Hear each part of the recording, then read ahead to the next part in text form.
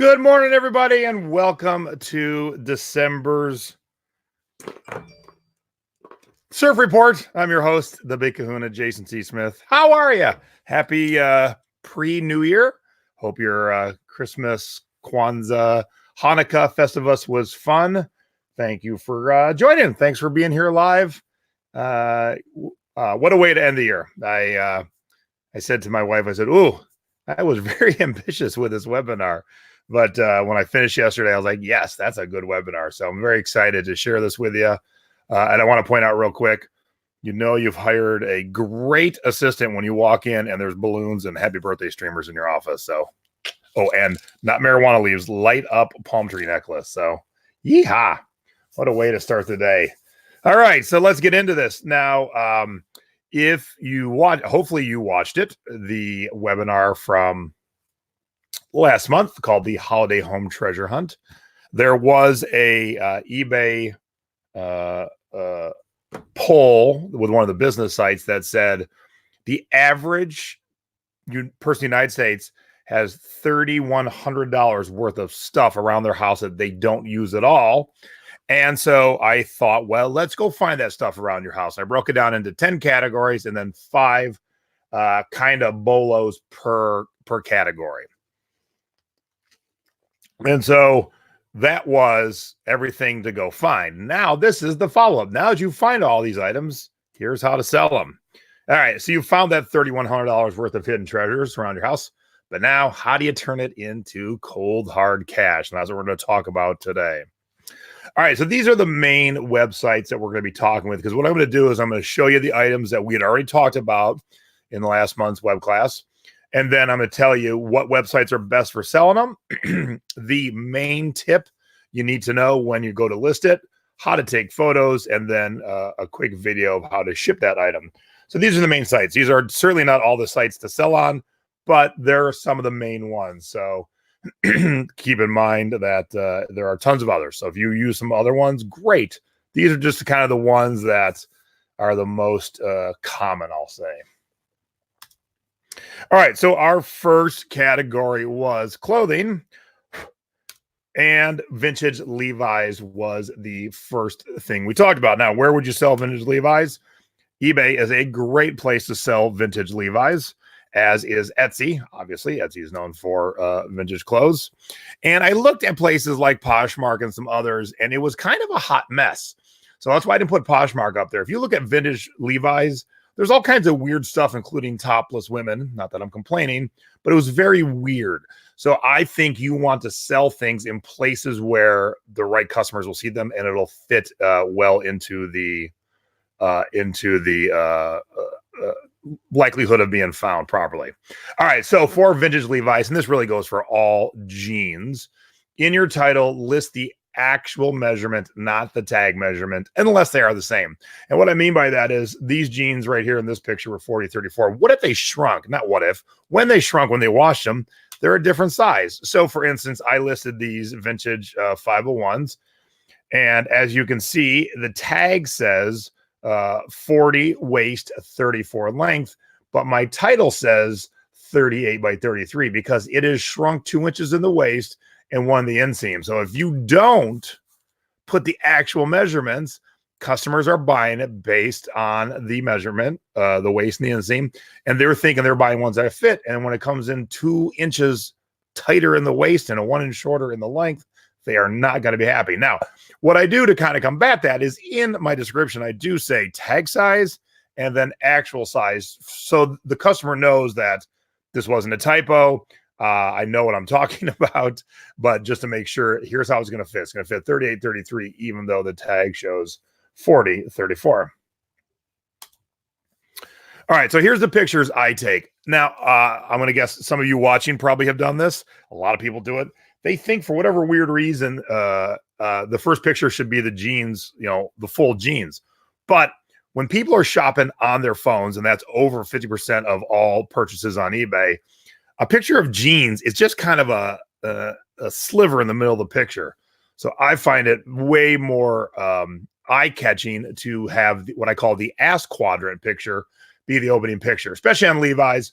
You see the Levi's tag up top. You see the red or orange or silver Levi's tab on the pocket, and you see the stitching. So that's a good eye-catching thing to make people like, ooh, okay.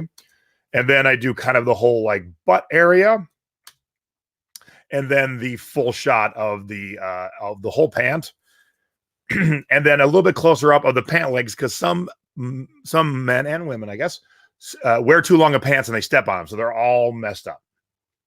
So you want to make sure to show if they are messed up or not. And then, of course, a great front shot. I then open however it's fastened, either buttons or zipper, and kind of leave it like that to show how, because even though 501s are button fly, of course, but some people might not realize that they're always button fly. So I just want to show how the closure is. Oh, and why was that in there a second time? That should be the next shot. Any and all inside tags, measurements, washing instructions, Levi's tags, made in the USA tags, show them all. Show them all. All right, how to ship. So we did 22 videos yesterday for this webinar, and there we go. So what I do is I use the Tyvek envelope to put the jeans in, because it makes it smoother and easier when you're sliding that into the flat rate envelope. If you don't have the Tyvek, of course, you could just use any poly mailer. And these jeans that I demonstrated with were, a smaller size, so they would have been easy anyway. But if you get some 40-34s, they get a little bit bigger, and you want to get them in that padded flat rate envelope.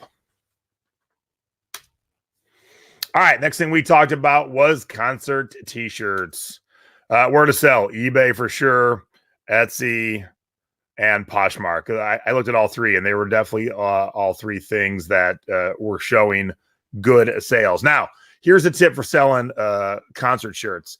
If someone in the band is famous, that isn't the band name, and you have extra space in your title, call that band member.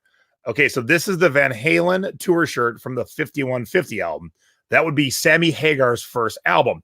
So if you're selling a vintage Van Halen t-shirt, you're going to want to mention if it was Sammy Hagar era or David Lee Roth era. Same thing with Black Sabbath. Was it Ronnie James Dio era, or was it Ozzy Osbourne era? So that's why you want to call out the famous person. If you had an Eagles t-shirt, everybody in the band's been famous. So fill the rest of your title with Don Henley, Glenn Frey, Joe Walsh, blah, blah, blah, blah, blah. But that is good keywords, because people are looking for Sammy Hagar stuff. They're looking for David Lee Roth stuff. They're looking for Ozzy Osbourne stuff. So when they're hunting for Van Halen or Black Sabbath, they might run into, they might find this because they were looking for Sammy Hagar specifically. All right, so pictures to take. This goes for all shirts. Doesn't have to be concert shirts. If there is artwork on the front, my opening photo is a close-up of the artwork. Any customer who's buying a t-shirt knows exactly what a t-shirt looks like. It's a tee. So you don't need the full shirt as your opening photo, just a nice, clean graphic of the front. Then the whole shirt of the front. And then if there is graphics on the back, a close-up of the graphic. If there's no graphic, no need for a close-up, really.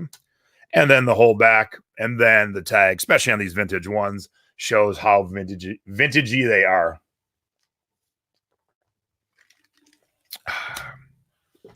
And then how to ship t-shirts. This one's pretty simple. If you fold your shirt into quarters, like I am holding this nice April Wine shirt, it is already in the shape of the poly mailer, so it just slides right in.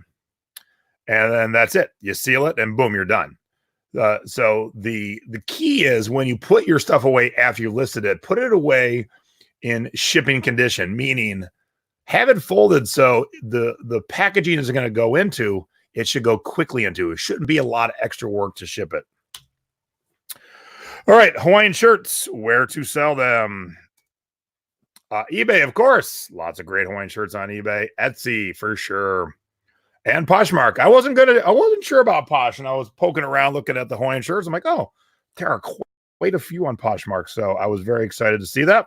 So that would be another good place to sell them.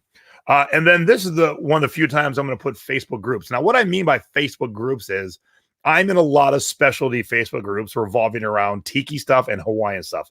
I know, shocker. Now, you might be into Disney and you might be in Disney groups. You might be into Harry Potter in your Harry Potter groups. Now, some of the tiki groups I'm in are just for sharing stuff, and others are specifically to sell your Hawaiian clothing. And so if I had a cool Hawaiian vintage dress, yeah, I could put it up on eBay, Poshmark, and Etsy. But I also might go right to the Facebook groups. You know, if something's going to sell for, let's say, $70 on eBay, and with the PayPal fees and the eBay fees, you're going to lose about 17%. Or maybe you throw it into the Facebook group and say, hey, 60 straight up, you know, where with shipping, and there's really no fees involved, it's going to be about the same price. But sometimes it can be quicker. And sometimes you can start to build relationships with people in the Facebook groups. And you're like, oh, I've got all these vintage dresses. I know this one lady is always in this size, and I'll just hit her up directly. So definitely, if you're not in any Facebook groups that you have a specialty in, find them, join them. It's an easy way to sell. It's an easy way to make a mark in that community.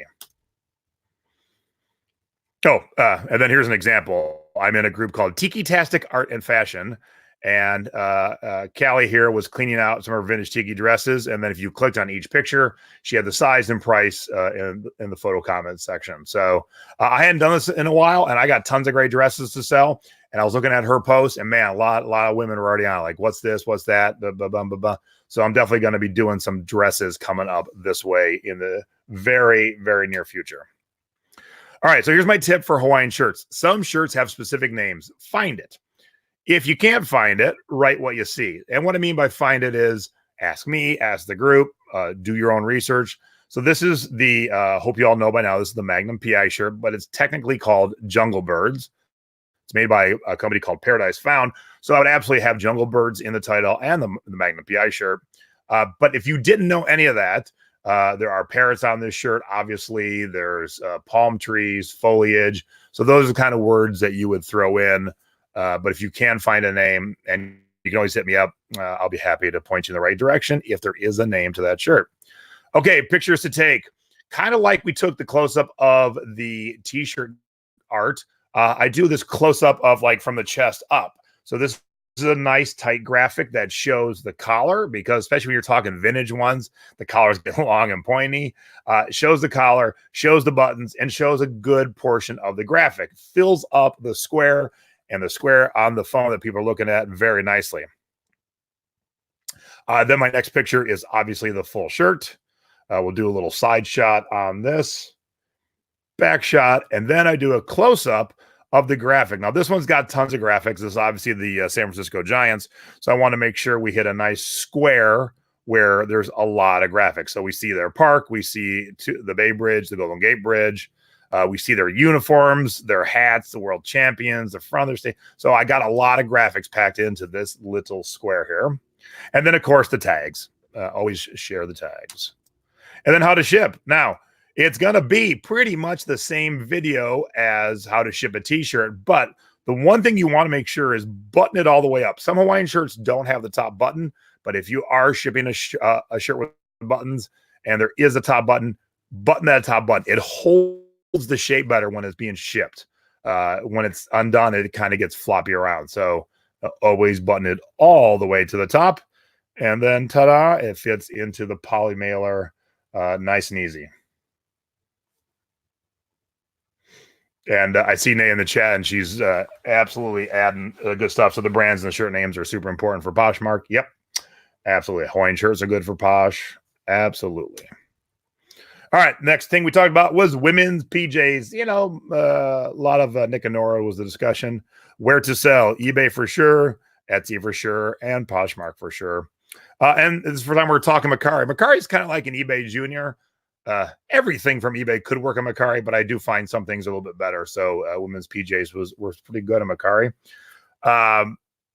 Here's the tips for selling. The two-piece sets sell the best, and the onesies sell the worst. Now, you can't use onesie unless it's a Gerber product. That's why I put it in quotes. But the Nick and Nora with the full one piece with the feet, man, those don't sell for me at all. But the two-piecers, I cannot keep them in stock. They go fast. So get excited when you find Nick and Nora, but get extra excited when you find the two-piecer. Now, pictures to take. I like to do this picture as my opening shot. It shows the top on the mannequin and the pants hanging right next to it. It really gives you the full picture and a nice, neat, tidy way.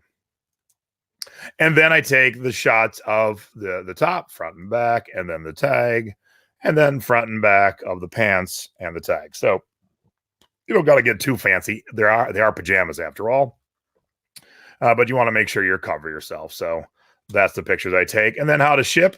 So here is one of those onesies, and it's a big round sucker, weighs about a pound.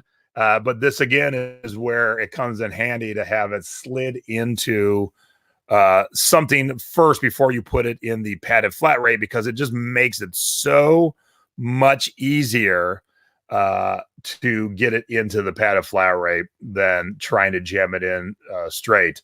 So as my wife was making these videos with me yesterday, she goes, you know, some of the older people in your group, like say my mom, for an example, might not be able to jam this in there. And I get that. I mean, I fully understand that being 6'5" and a big dude has some advantages, has some disadvantages, but has some advantages. I have the strength and the leverage to get things in there. So if you don't have that leverage, do you have somebody around? If not, you're going to have to go box or just in the or just in a poly, but you're going to end up paying more for shipping. If you can get it in the padded flat rate up to the middle of January, it'll be $7.33. And don't forget, per USPS rules, you're allowed to put one piece of tape across the seam to hold it tight. All right, next one we talked about was bras, where to sell them. eBay is where I sell most of my bras, but Etsy is good too. Poshmark, I probably should start adding my bras too. And then here's your tips for selling. When you have a bra with a cup bigger than your mannequin, fill it with air pillows. So now if you look at this picture and look at the far right of the picture, you can see the air pillow sticking out of the bra cup just a little bit. But if you don't, it might sag a little bit. And ladies, you know you're not going to look at a picture of a saggy bra and go, oh, I want to buy that. Nope. You want it to be full and filled and perky. I've never been a lady, but I got to imagine ain't no lady want to buy a sad, saggy bra. So I want to make sure they look good. And then I put clear air pillows for a reason. I was selling a lacy bra once, and my assistant knew, and it was my only male assistant I've ever had. He knew to put the air pillows in, but he wasn't really thinking about it. So one bra cup, he put in clear air pillows, and the other he put in a green air pillow. And so I didn't even notice it. So when a customer said, why is the one side of the bra green? I'm like, what are you smoking? And then I looked at the picture and I said, oh, yeah, that's a green air pillow in there. Shrink wrapping too. I store my clothes in poly bags. Am I wasting the extra bag?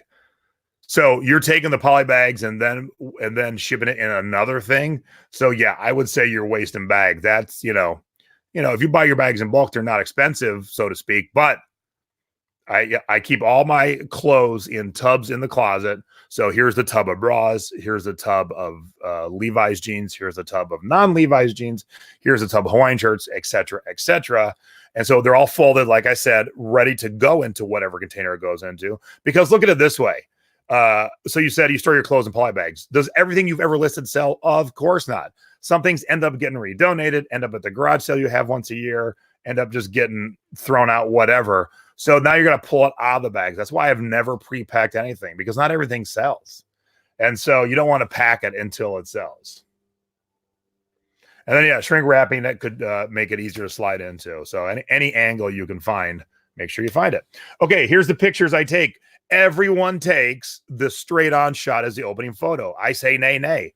Throw it on this angle here. It really shows the curvature of the cup, because I also specialize in bigger ones. So bigger cupped ladies want to see that. So I am going to have that straight on shot. But boy, that angle shot really shows the cup a lot better.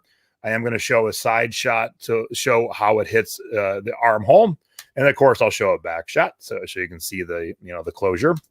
And then obviously the size, because that's how you're selling bras, by size. All right, how to ship bras. Now, if you had a bra with no underwire, oh man, throw that sucker in a poly mailer and away it goes. Now, the ones with an underwire, I have done them in the padded mailers. I might still, but a small light box works just fine. One cup inside of the other, down in the box that fits it exactly, and then fill that space with air pillows. That way, nothing will crush it. And then same thing on the ones I've thrown in padded mailers. I use a big ass air pillow in the middle to keep the shape of the underwire. I've never had a complaint on the ones I've shipped in the poly mailers, but I've got enough light, small boxes around that. I'll throw them in a box. It doesn't really add a lot of weight to it. All right, so our next category was toys and games. Debbie, want to know what size that box was for the bras? I think it was 6x4x4. It wasn't like it was anything I had specifically. I just have a mountain of boxes in my garage. And I went, oh, there's a nice one that might fit it exactly. But if you ask me later, I can tell you because I know where the box is. So the first thing we talked about was plush. So where to sell plush? eBay for sure. Mercari is a really good second. OfferUp. Now we're going to start using the local apps because I got some giant plush that I'd rather just sell locally. Facebook Marketplace kind of goes along with OfferUp. And again, Facebook groups. So if you have this vintage Big Al from the Country Bear Jamboree at Disney Land or World, you might be in a Facebook group specifically for Disney items or Disney, even way more specific Disney plush. And that way you can just sell it straight up in the groups. Try and date the age of your plush. Now, if you don't know what the date is, go find others who have already sold that exact plush. Match up your tags, it's the exact one. So if you start to see 2, 3, 4, 5, 6 listings, all with a year or a decade or an era, I'm pretty comfortable saying, yep, that's what it is. Hey, everyone else did the work. If it was just one person who said it was 1957, I'd be like, eh. But if I had like 3 or 4 different sellers on different platforms saying it was 1957, I am good with running with that. So until someone tells me otherwise, I'm good with that. So here's the pictures to take. Plush aren't really all that, it's not like a round cup. So there's tons of angles. So you really want to work it all the way around. So straight on, a little bit of an angle, the back, the sides, the bottom, the top even. Oops, I guess I missed. And there should be a picture of the tag if there is any. So work your way just around the item. Now, how to ship? You can kind of go about it one of 2 ways. These are for plush that don't have any electronics in them. If it's just a squishy plush and the better the quality, the squishier they are, you can just throw in a poly mailer. I've thrown a zillion plushes in poly mailers and never had a problem. Or if you want to stick in a box or they pay for priority, you don't need a box that big. You need a box about that big because good quality plush will just pop back up when they get it. So don't look at a plush that is squishy and think, oh my gosh, I got to find a box that big. Nope. You should squish it down. Now, of course, if it has electronics in it, it's one of them talking, dancing ones, don't just throw in a poly mailer. If it's got supports in the legs or anything like that, you can't just throw in a poly mailer, nor can you squish it. So be aware that things, plush that have internal things, you can't just squish it. But just squishy plush, squish away.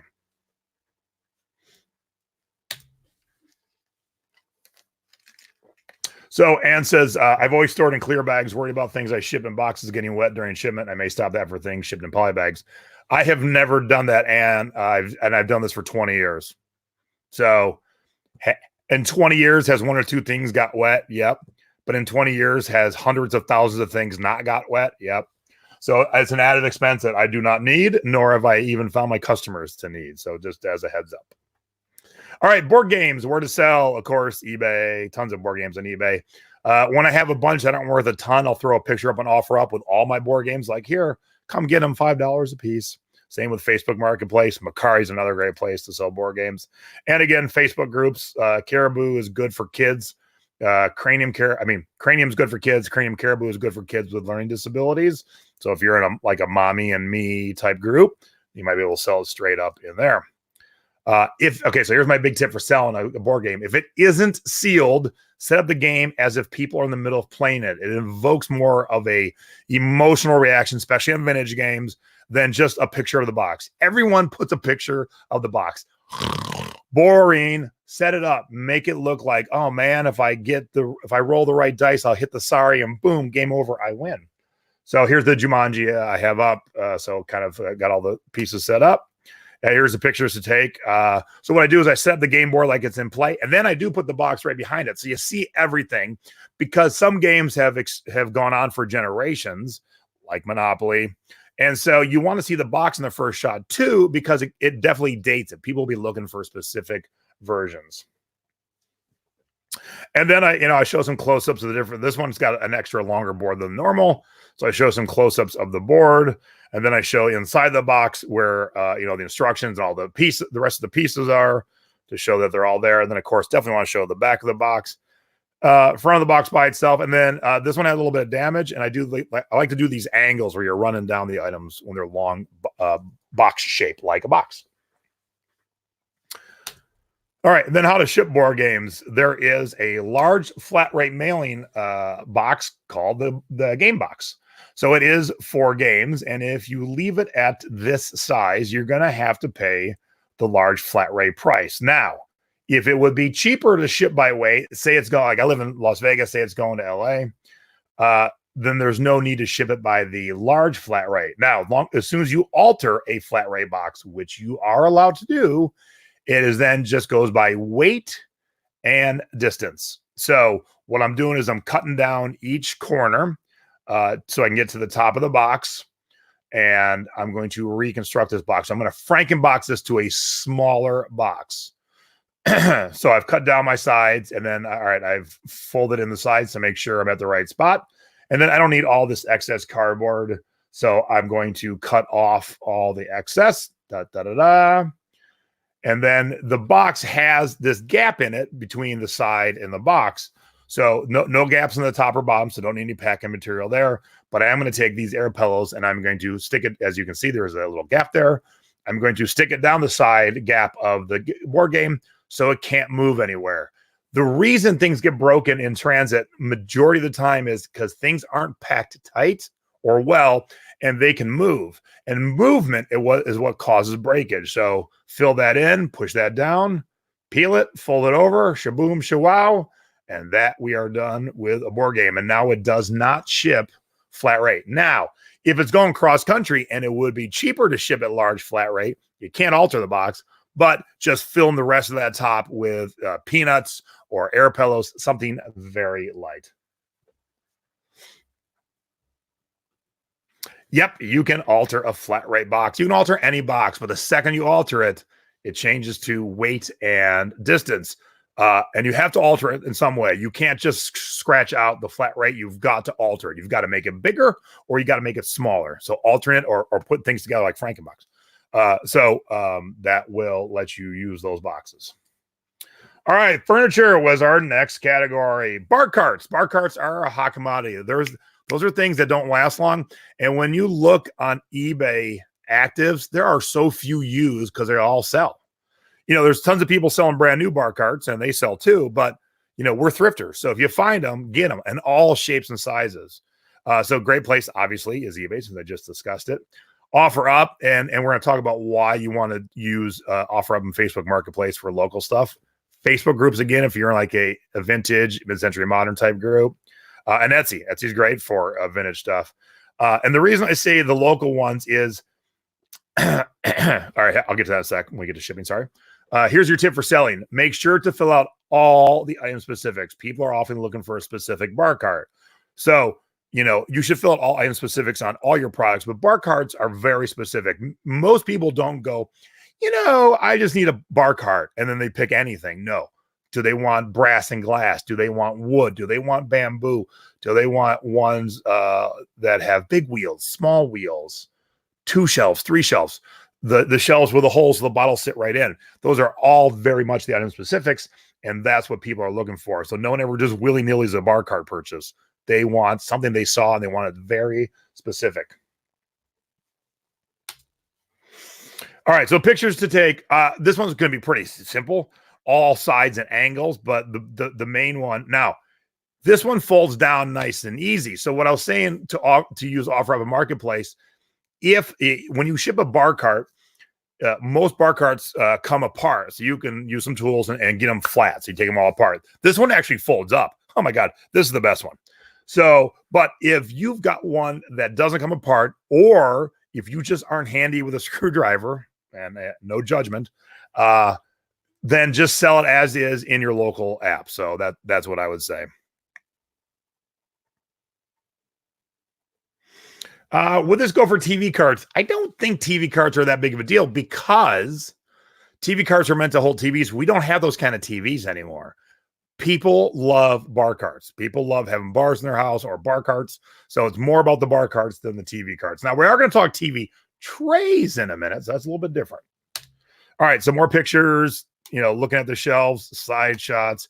But here's the big one, especially on old metal ones, close-ups of the wheels. You should have close-ups of the wheels no matter what. But this one's obviously got some pitting, some age, some patina. Some people might like the patina. I wouldn't clean this at all, but I would take the picture and say, hey, there's some patina on these wheels. And if the new owner wants to clean it, great. If not, great. And then another shot of the bottom shelf, top shelf, nice and easy. Now, I don't have a video how to ship because I don't have one. And I did all these videos yesterday. Unfortunately, I don't have any bar carts right now. But I'm going to show you how to ship TV trays in a second, thanks to a video from my dad. And that's going to be the same way. You break down the cart and get it as flat as possible. Maybe some cardboard, get some of the industrial cellophane, wrap it up, and you are good to go. Now, if you got glass, you're definitely going to need to protect the glass. But the ones that don't have glass, where it's just wood or heavy-duty plastics, just break it down to the small as it can be and get it shipped. All right. So vintage lamps is next. Great place to sell lamps is eBay. OfferUp, because some get so big and just tough to deal with. Yeah, you'd rather sell it locally. Marketplace. Now, of course, this only works for people who live in very populous places. I mean, it could work for anybody, but our boy Dennis up in the upper corner of North Dakota, I can't imagine there's a lot of business with OfferUp and Facebook Marketplace because there's so few people. But I live in Vegas. People come from LA and Phoenix. So people are always searching in the OfferUps and marketplaces where they're going. So I can use mine to my fullest. Even though Vegas isn't the most hugely populated city, it's very close to two other hugely populated cities. Again, Facebook groups for specialty lamps and Etsy. Etsy's great for vintage stuff. All right, tips for selling anything that lights up. This lamp, anything.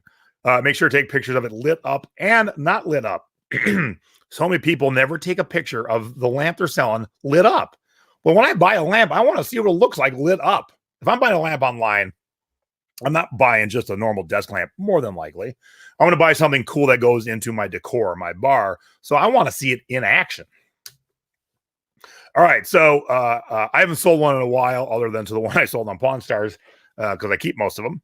But I was looking at someone else's pictures and they did pretty good. So their opening shot was lit up and then not lit up. Vintage lamps, you always want to take a picture of the cord. The cord dates it. Now, someone might have replaced it with a modern cord, but you want the customer to know that too. But if it is an older cord, the cord really dates it and puts it in an era. Definitely top down to see how, especially if it's a hanging one.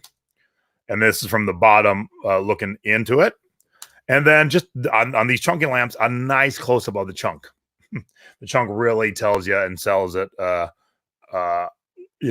how cool the chunkiness is.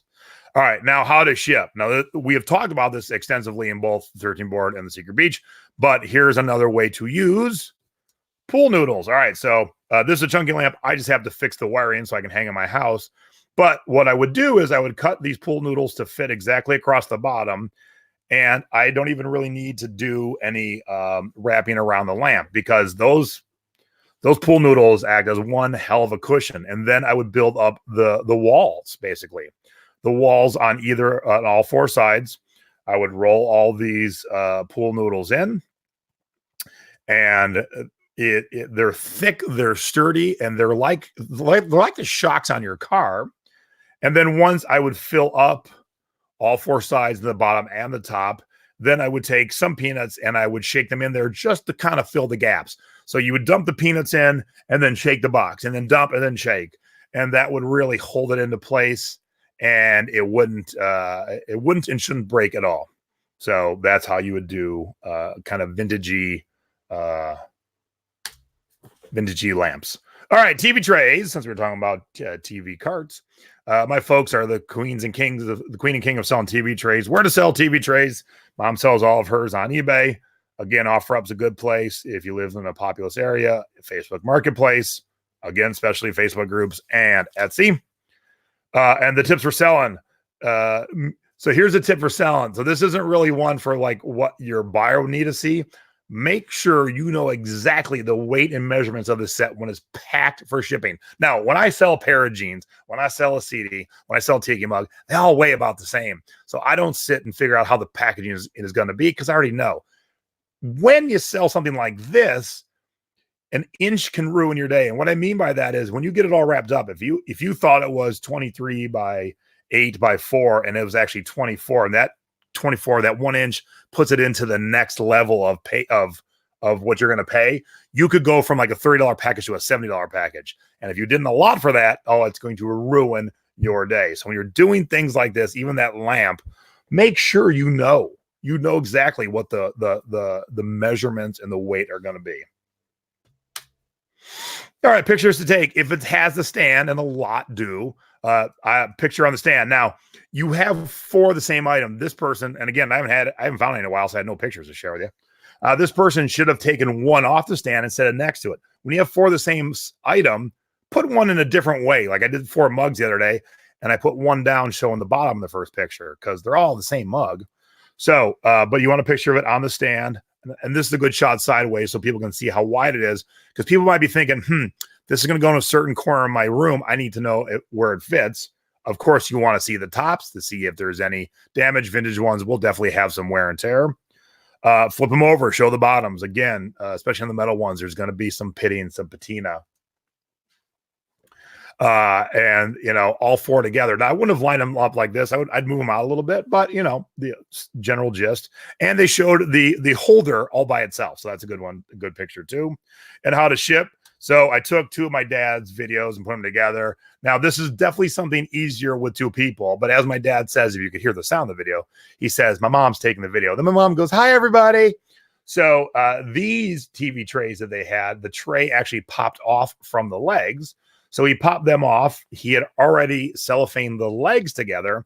Now he's putting the TV trays in the middle and cellophaning that whole thing.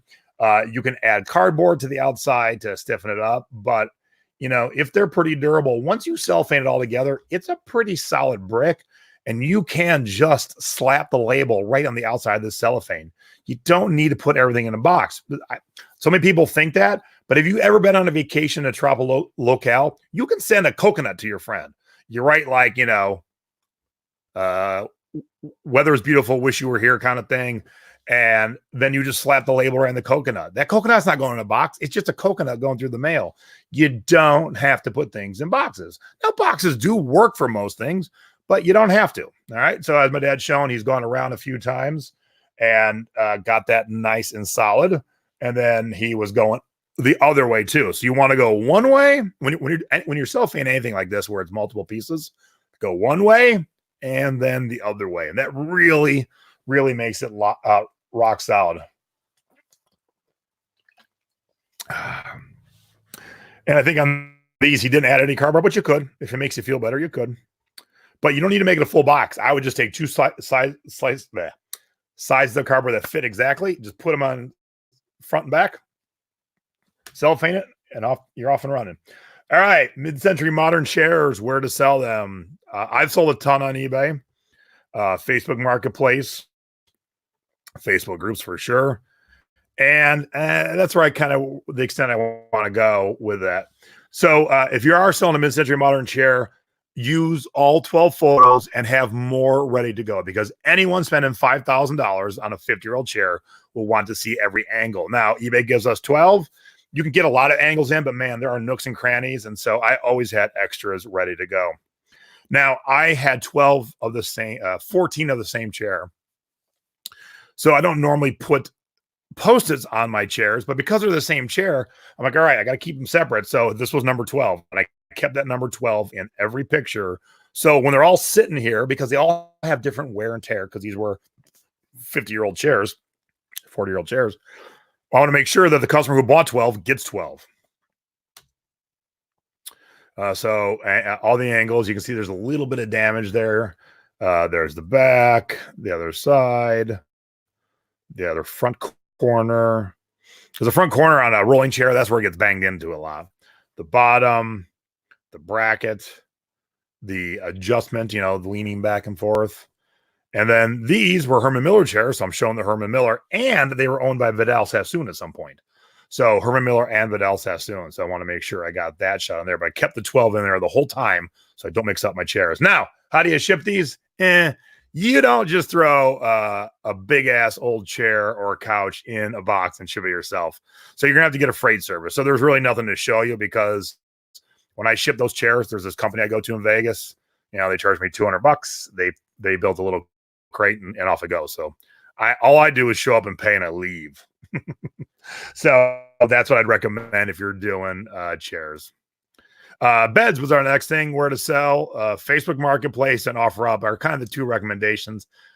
Beds would be really tricky to ship. You could, just like you could the chairs. But if you got a good bed and you live in a populous area, start here. If you can get it done locally, that's the easiest way to do it. CDs, boom, 4 ounces. They're 3 inches by 3 inches. They're super easy. A full bed, that's tricky. Tips for selling beds must be, I should have capitalized my T, must be put together or you won't get top dollar. If you just take a picture of pieces, parts, lean against each other, you got to take the time to put the bed together. You don't have to have a mattress, but if you do, share that picture too. All right. So I do like, because this is a different thing than just like a t-shirt or a bra or a CD. If you can have the bed fully made up with mattresses and an opening shot, I think that's great. I think that's absolutely awesome. And then, of course, take away all that other junk and show the frame, show how it works, and get close-ups of any of the cool little parts of it, like this. And they didn't have enough, because you want where there's a corner where all the rails hook together, you want close-ups of all of that too, so people can see that. And again, you could use a freight service if you do want to sell on eBay or Etsy or anything like that. Sports equipment. No, it was number 4. Bats, where to sell them. eBay's a huge seller internationally. Gotta offer international. All my bats end up going to Europe. Macari's another great one. OfferUp if you live in a community that has a lot of baseball and softball, and same with Facebook Marketplace. The first picture should just be the fat end of the bat. People who do this or this, it's the tiniest sliver, either going vertical or horizontal on a phone. You put that nice boom close up of the fat end of the bat, people want to see because they're looking for specific bats. Again, this is a product no one willy-nilly buys a bat. They want this Gen 1X. That's the one they want for sure. So pictures to take. Here's me looking down the side that says Easton, and then it's the Easton Black Max. And then I show the barrel end, obviously. And then I do have pictures of it straight up and down, because you want to see every product in full, no matter what it is. But look, think about this picture on your phone. That ain't showing nothing. So I do the sides of the bat, sides, it's round, but sides, front, back, side. And then, of course, you want to show the end, because the ends have the measurement on it. It's a 33-inch bat and weighs 28 ounces. So you want to show all that, because it also proves what your title says and what your description says. And then how to ship a bat. Okay, so here's a bat I got to sell. I got to list it. Either a tube you buy, or if it's going priority, they have these priority triangle tubes. Now, what I was showing you when I was shaking it was, even though the bat isn't breakable, it can move around. If it knocks against that box enough times, it could probably break through the box. So I just stick a little bit of paper in there, and then when I shake it, it don't move. So it's not really to protect it, because that bat ain't breaking, but it's protected from sticking through the box and maybe damaging something else. You just don't want movement. And then we talked about massagers, specifically if you have some rolling massagers, and where to sell. It's going to be some of the same stuff here: eBay, Macari, OfferUp, and Facebook Marketplace. Don't underprice it. That's my tip. No reason to leave $25 on the table. This is the Nikken magnetic roller. If you go look at the solds, $125, $125, $99, $99, $125, $99, $99. And the only difference is the people ask for $125, ask for $125. Don't leave money on the table. Don't shoot for the low one, shoot for the high one, always.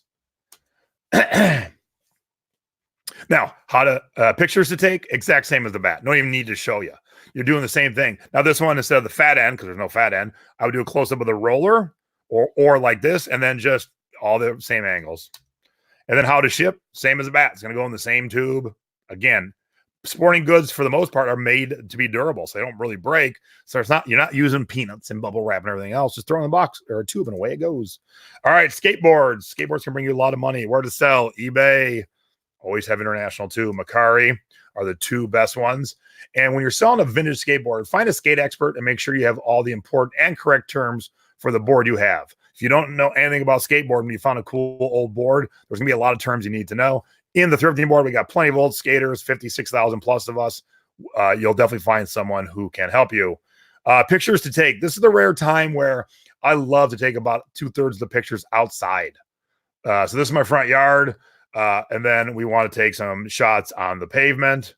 And I always have who's ever taking the pictures, hey, throw your feet or foot on there, kind of like an almost in-action shot. Show the trucks and wheels. Another one with a foot, she's popping it up. And then we took some nice close-ups in the photo studio to see the wear and tear, because unless it's brand new, there's definitely going to be wear and tear on a skateboard. So that's the rare time where we do a combo of inside and outside. But the first time we did a skateboard, we did all inside. I'm like, it looks too generic, too vanilla. So I said, let's go outside and take some pictures. How to ship, same as bats, other than you're not throwing in a tube, you're just throwing in a box that it fits in. Again, it would take a lot to break a skateboard. So just throw in a box exactly that it fits in. It's off and running. Nothing special needed. All right, golf clubs. Where to sell? eBay, Mercari, OfferUp, and a Facebook Marketplace, especially the two for the local ones. If you live in a place with a lot of golfing, I do. People in San Diego do. Maybe not so much in North Dakota. So it just kind of depends on where you live sometimes. Tips for selling. The first pick is a close-up of the head 100% of the time. Again, do not make your first picture of the whole club. It looks like a skinny little sliver. Show the head. That's your money shot right there. And then you're going to take the pictures of the one side of the head and then the other side, then the bottom, because of course you got to show how much wear is on it if it's used. And then the top looking straight down, show where the shaft meets the grip, and show the whole thing. A lot of golf club sellers didn't show the whole thing. There is no product I would ever buy that I don't want to see at least one picture of the whole item. It just makes me feel better. And then this one is a very expensive club that comes with a COA. So, of course, take a picture with the club sitting on top of the COA. How to ship. Same as the bats. You just throw in a box, throw in a tube, and away it goes. So what you can do is throw in a skinny tube. And then my dad would love to do is he just kind of, and I probably should have taken this video, but I didn't. I wasn't thinking about it. You craft a small, basically tube going the other way on top. So it's almost like a very small T or an L. And that way, boom, you don't need a box as wide as the head. You just need a box as wide as the shaft and then a little box on top. All right, we talked about a lot of small appliances, where to sell them. Now we're talking Amazon. Amazon's a good place to sell appliances. eBay's a great place to sell appliances. Mercari is an awesome place. OfferUp and Facebook Marketplace. Now, I didn't wrap up every appliance we talked about because they're all going to be about the same. So I just kind of combined them all into one. So for a tip for selling, if it's possible, a video of the appliance working. Now, what I mean by possible is, of course, you shouldn't sell broken appliances, but if you're selling a wine fridge, there's not much visual to it being on. A can opener, open a can. A blender, blend something. That'll have a nice visual for your potential customers. All right, pictures to take. If it's an item that comes apart, like a blender, take it all together. And I am pretty sure they stole this photo because I haven't done a blender in a while. So I just grabbed some off a listing. The rest of the pictures are on this white background, and there's one picture's on black. So I'm pretty sure they took this from somebody else, but they are showing it on. Always show anything that plugs in. If there's a power light or something, show it on. Yeah, and my mom said this background is too busy. That might have been for the golf club or for this. I think they're on a mattress with the mattress bent up. Yeah, don't do that. But now good close-up of the controls. Then start to take it apart. If you're selling like a toaster oven, pull the trays out. Show all the pieces, parts in the pictures. And then here's the top half of the blender. Here's the underneath the bottom half. This one's got a pretty cool cord that wraps around. That's pretty nice. I like that. Shot of the blender, bottom half without the top half. Another shot from a different angle. Yeah, so they're going all the way around the bottom. And then again, looking straight down into it. And, especially on something like this, you want to show the blades. I actually would have went a little bit closer too. All right, how to ship.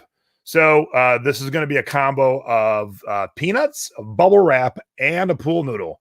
So I would put the pool noodle on the handle to give it extra cushion. So when it's bouncing around in the back of that USPS truck, I've got that extra cushion on the glass handle. Then I'm going to wrap it in bubble wrap and give it a little tape. I've already got my base of peanuts in there. Let me show it to you. Ta-da. Now, the base is a rock solid base. You don't need to go wrapping that up. There's no need to. That is good. So I put that right to the edge and then get the top in there, the glass part.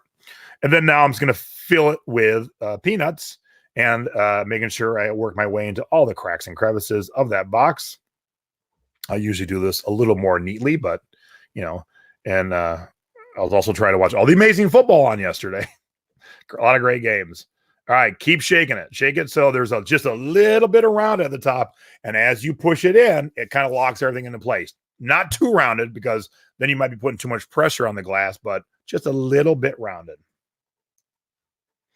All right, music. I love teaching you guys about selling music. Well, I love teaching about selling anything, but me, I'm a big old music nerd. All music, where to sell. If you can sell on Amazon, and music comes in many forms, records, cassettes, CDs. If you can sell on Amazon, it's a great place to sell it. Of course, eBay for sure, and Mercari. Those are the big three. All right, my big tip for selling music. If you have extra room in your title, use the biggest song from that record. A lot of people don't have any clue what their favorite song, what album it's on, okay? So here's Purple Rain. So we would start with Prince and the Revolution, Purple Rain LP. And then we might have a little bit of extra space left. And then this one had so many hits, we could put in Let's Go Crazy, When Doves Cry. There was a controversial song called Darling Nikki, because someone might be like, oh, I don't know what album Darling Nikki is on, but they'll just start searching Darling Nikki. So always put the biggest song. Now, geez, Jay, I don't know what the biggest song is. Use Wikipedia. That'll tell you the singles released from that album. Or if you have iTunes, go to iTunes, bring up that album. And what iTunes does, it shows you what songs are the most downloaded. So, of course, the one with the biggest bar graph, that's the biggest song. And then the second, it'll have them in order. So the one with like the little 2 dots, that no one cares about that song. But the one with all 20 dots, that's the big songs. And if anyone has questions on that, I don't think I've ever done a video. I can do a quick video on that. Has anyone ever complained from a customer about the explosion of packing peanuts? I know some people don't like them, but I sell a lot of breakables and I use peanuts. Never had anyone complain to me. Okay, pictures to take. I don't take a heck of a lot. So CDs, CDs, cassettes, 8-tracks, all those. My first shot is it on the angle. And then why I do it on the angle is because it stands out. Everyone else does it squared up. I do it on the angle. Mine stands out. So on the angle, I do, then everything else is squared up. I do the back. I do the CD top. That's it. That's it. That's all you got to do. I've sold 200,000 plus CDs in the last 20 years. That's all I do. That's it. Don't overthink things. Don't make it too hard. How to ship? Well, shipping CDs are pretty easy. Get your CD, get your number 0 bubble mailer, drop it in, pull the thing, ta-da, that's it. That's why I love CDs. They're small, they're all the same size, they all weigh the same, and they ship super duper easy. All right, cassettes. Again, pictures to take, do the angle. This one I did square up so the artwork was square. And then I do this little side shot to really confirm visually it's a cassette. And then I show the cassette kind of out of the tray. And then I show the back right side up so you can see the songs.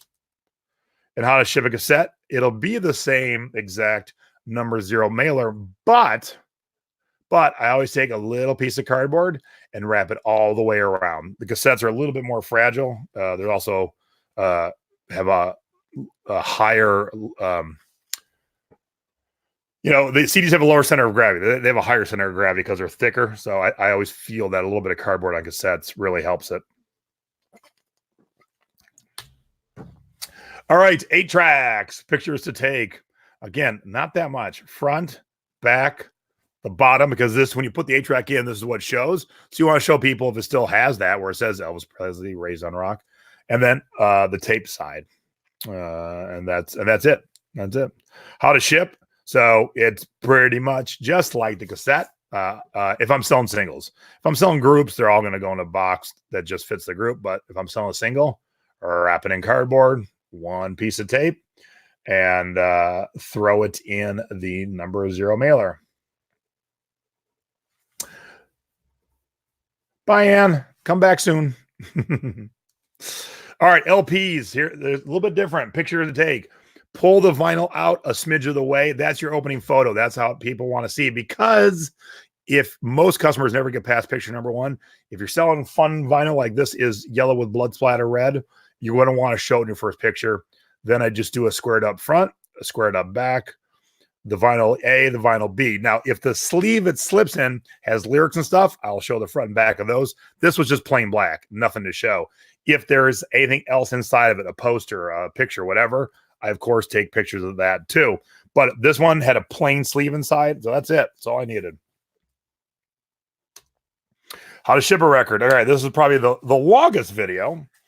And I will do some of these in standalones and get them in the group. These are things I've been meaning to do. But now I've got this great shipping table where I can throw my my lovely little wife up in the corner and she can sit and video me.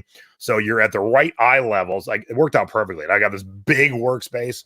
Okay, first thing you do is you take the record out of the sleeve, out of the cover, keep it in the sleeve, and then slide the whole thing into the cellophane LP sleeve. 3 sections of bubble. So you fold one half over and then you fold the other half over. So now one side of the record is double bubble and the other side is single bubble. And I fumbled the first piece of tape. Whoops. All right. So then I use LP mailers, which now eBay offers in their shipping supplies. And I turn it over. And so the side with a single bubble, I take the extra piece of cardboard that you can buy and I put it in there. And then it really stiffens it up nice. Sometimes it's a little overkill, but I've never had a problem and I've never had a customer complain. You fold it in the 2 short sides and you fold it in the 2 long sides, and then you're going to tape it down. And I use 3 pieces of tape. Because of all that bubble, it's kind of pushing on the box. And so it's probably overkill, but this is the time where I don't mind doing overkill. I like 3 pieces of tape, 1 right across the seam and then 1 on either side of it. And then boom. I've never had a problem, and I've shipped thousands of records around the world. On the cassettes and 8-tracks, do you say the state tested or not testing the listing? Well, do you have an 8-track player? I never state it. And here's why. A couple of reasons. I'm actually building a stereo with an 8-track and a cassette, but I'm definitely not testing everything because I don't have enough hours in the day to test the hundreds of thousands of pieces I've sold. So I never say test or non-tested because always the assumption is it works. Now, if a customer gets it doesn't work, then I just refund them and move on. And it's happened a few times, but they're so few and far between. Now, I am going to work on a lot of 8-tracks. I do have an 8-track player for this new stereo I'm building. I will spot test them, but I never ever state tested or not tested because they just, the assumption is it works. So just let it fly. Okay, reel-to-reels. They sell for lots of money. I was looking at my reel-to-reels that I've sold just to get some pictures for you guys. I'm like, oh, yeah, I made a lot of money. I haven't found a ton lately, but here's a Harry Nielsen one. So the first picture is the front and the back and the whole inside. And that's it. There really is nothing else to share. Some of you are going to want to take 17, 18 pictures. That's it. That's it. Don't work smarter, not harder. All right, now reel-to-reel is very specific on how to ship, very specific because you don't want to get damaged. All right, so you take the reel-to-reel and you take the reel out of the box and you take the end of the tape out a little bit and then you fold it over the back. You grab a piece of Scotch tape and you stick it on and that's it. Now, the reason you do that is if you don't, there's nothing to hold that tape tight when it's shipping. So as it's bouncing around the truck, that tape is moving. It's actually slicing itself. So that's why you pull it over the back and just put a little piece of tape on it. And then, small solid box and ta-da, that's it. All right, we talked about iPods. Now, I broke it down into 5 different categories of iPods, but every iPod is going to be the same in terms of how you sell it and how you ship it. So we don't really I didn't need to go over it 17 different ways. Where to sell them: eBay, Mercari, OfferUp, and Facebook Marketplace. I tend to stay away from Amazon on this one. And here's your tip for selling. On both the title In both the title and the item specifics, use all the important information like size, color, type, and generation. So type is nano, classic, shuffle. Generation, you could have a classic generation 1, generation 2, generation 3. Color, this is like, pea gold or where the hell the color is. Because some people give a crap about colors. I don't really care. And then size is the size of the megabytes, how much songs it'll hold. So you need to know all that stuff. And you really want to hammer it home so people don't get it and go, I thought this was. Like, nope, I had it in 2 places. All right, pictures to take. You definitely want to charge it on because you got to show it on. So a nice shot of the front, definitely a nice shot of the back. Shot with whatever accessories you're selling it with. The top, especially where the headphones plug in, because that gets, dinged up and dirty and yucky.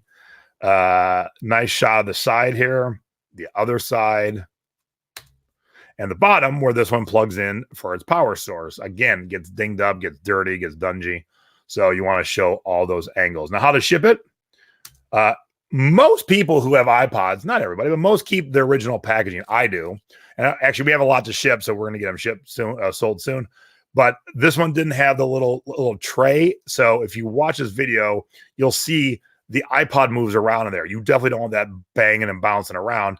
I definitely want to use the original packaging. So I'm just taking a little piece of paper, sticking it in there, and now when I shake it, it don't move nowhere. So that's all good. I'm taking one section of bubble. I'm folding it in half. And so now I am double bubbling it with just one section. Piece of tape, and boom, that can go right into a padded mailer. Easy peasy. Because it's in its original packaging, which is a tough box. And now we have bubbled it. You could put some cardboard around it if you felt the need to, kind of like you're FOMOing it. But that's how you do it. Nothing more to it than that. All right, books. Again, we broke it down into 5 different styles of books, but all these books are going to take the same, sell the same places, take the same pictures, do the same shipping. So again, we just need to do one to cover them all. So where to sell? eBay, Mercari, Amazon for sure. It's where a lot of people sell books. I would assume Debbie's going to agree with me on this. Here's your tip for selling. Make sure to use the ISBN number. And if the edition is important to the worth, make sure to know which edition you have. So if you're just selling, I sell those music books, like here's the guitar parts to a Motley Crue album. Well, first edition, second edition, third edition, nothing will change. It's just the guitar parts. So that's where the edition makes no difference in the worth of the book. But you got a first edition Herman Melville Moby Dick as opposed to one that they just spit out last week. Yeah, that first edition is going to bring you a lot more money. And of course, also if books have errors and people know, oh, the second edition had this error. So make sure to know which edition you have and base it off the ISBN. And that's all I got to say about that. Okay, so pictures to take. Again, I like to take my little angle photo because it sticks out. And then, straight on the front, straight on the back. This is a photo album of Van Halen. So the center picture is like a centerfold. So I definitely took that picture. And then I take a couple other photogenic pictures. Now, if it's just a book with words, I'd still take a picture or two of the pages, and I would show a side shot to show if there is yellowing or stuff or not. But if it is a book that has pictures or graphs or whatever, just find a couple of the most interesting ones and throw in a couple ones like that.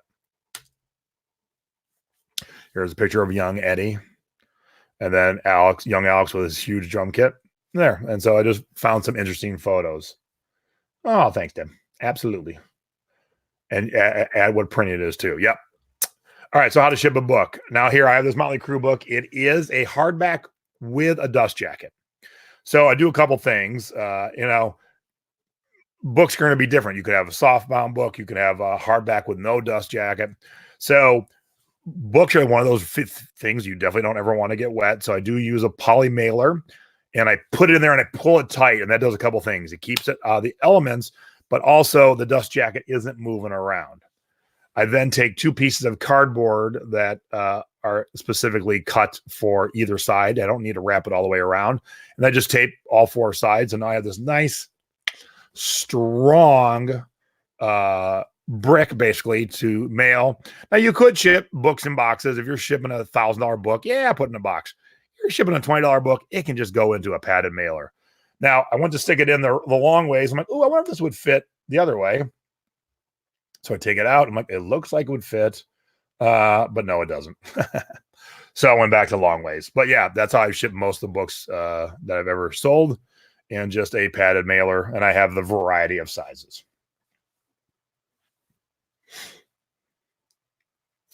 Yep, and that's the other tip. Add the photo of the page with all that info on the publisher, the print date, number line, etc. Easy to show which version you have. All right, video games. Video games, where to sell? eBay for sure. Amazon also for sure. Mercari for sure. And international. Game nerds are everywhere, so be international. All right, so here's my tip for selling. When selling whole systems, if you're missing a controller or a cord, don't sell it that way. People don't want to go hunt down things.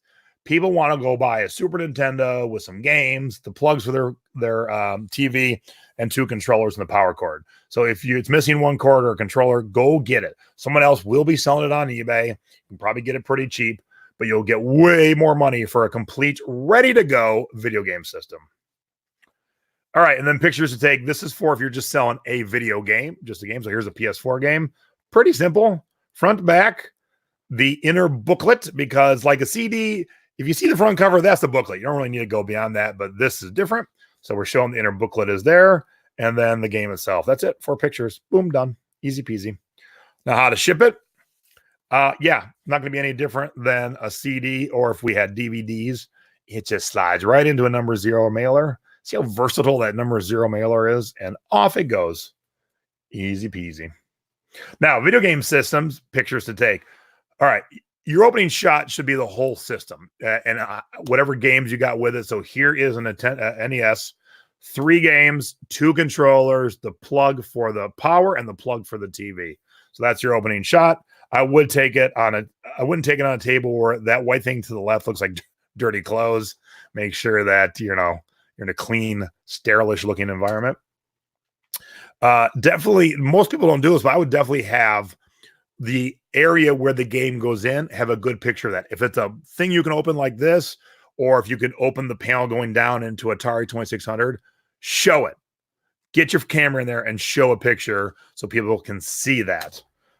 For sure, the undercarriage with where the serial number is. And then let's show the back where the plugs are, and show it working.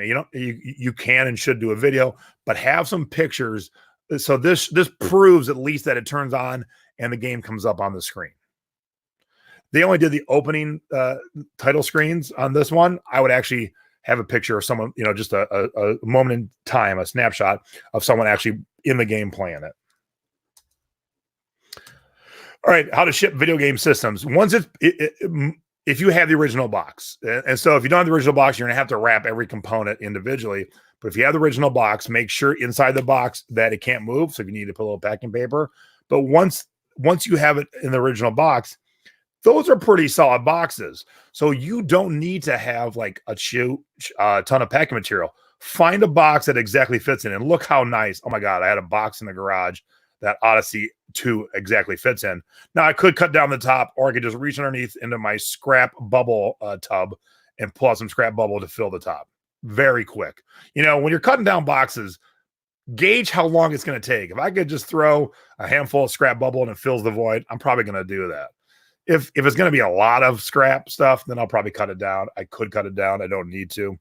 But that's it. Find a box that it exactly fits in. No need for anything else. All right, and the last one, number 10, was VCRs. Where to sell VCRs? eBay for sure, Mercari, OfferUp, Marketplace, and Amazon. All good places to sell VCRs. Tip for selling: show a video of the VCR or the DVD or the DVD or the TV VCR or the TV DVD combo working. So here's a picture of a TV VCR. What I say by working is just want a snapshot of a video playing. So if it's just a VCR, hook it up to a TV, have the VCR sitting right in front of the TV, and get a picture of the VCR and the TV screen. If you want to feel good, you can put TV not included, but it shows that the VCR actually works. Kind of helps.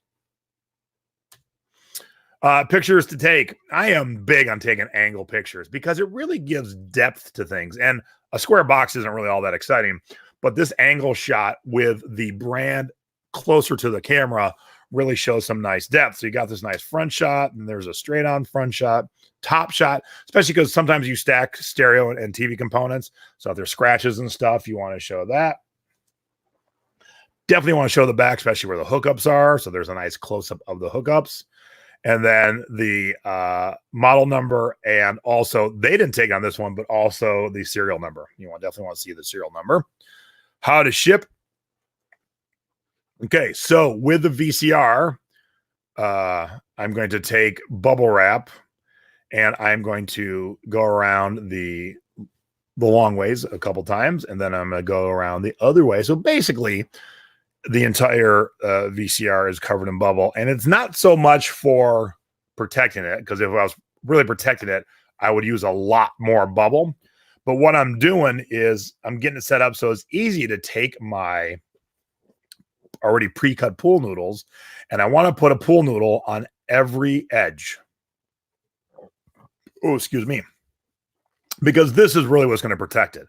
So now, once I do every edge, you really could find a box that it just slides into perfectly. You don't need peanuts or nothing, because you're going to have, two cut pool noodles on each side. So everywhere you go, you've got these two noodles that are nice and tight. Now, I didn't have an exact box for this, but this one's pretty close. It's just a little bit long.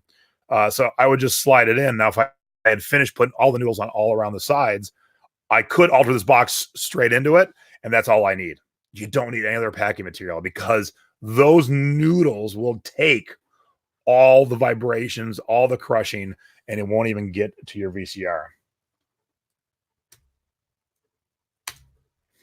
Now, TV VCR combos, hot commodity, because they don't make them. And they don't make VCRs either, but people still love the TV VCRs, TV VCRs and the TV DVDs. And so here is a bitchin' Disney Cars TV DVD player. And let me see, does it fit in this box? Nope. Okay, now you'll find a bigger box. By the time I find a box and the item's heavy, yeah, that would suck. And I have to deal with shipping online. Nope, that's where I'm going to use OfferUp. So VCRs by themselves are easy to ship. If you've got some cool TV VCR combos, you can sell them online. You can ship them. It is some work. You're definitely going to use pool noodles. But if you can flip it for close to what it's going for online locally, I'd always start there. And plus, now that I have a separate office, I don't mind people coming to the office. They can walk in, they can see it playing and working. I'll have it plugged in already with a video playing. Boom. Super duper easy to sell that way. But as Mom said, yeah, definitely do a video too of your VCR, DVD, TV VCR, DVD VCR, playing. It really helps because we're all visual creatures and we love to see things work. So, all right, that's it. That was the 10 categories. Now it's time to make some money. Now, I hope you all found something around your house from that webinar. So what we're going to do, starting the first week of January, we are going to have everyone share one of the items from that webinar that they've had laying around their house. Now, we'll go on honesty here. Not something you thrifted, but something that you were like, oh man, I've had that VCR in my closet forever. And so let's start with the first week. Like, okay, what do we identify around the house? And then the second week, how's your listing look? And then the third week, let's hope you sold it and you shipped it. So we're going to kind of stretch that out over the month. How'd you do with these two webinars? Did you get your items found? Did you get them sold? Did you make some money? So that kind of thing. And yep, Mom and Dad ship those combos. They can be shipped without a doubt. But if you can find someone locally to pay you about the same price, so much less work for you. Again, most people forget to value their time. They put a value on the money they spent on an item or the packing material.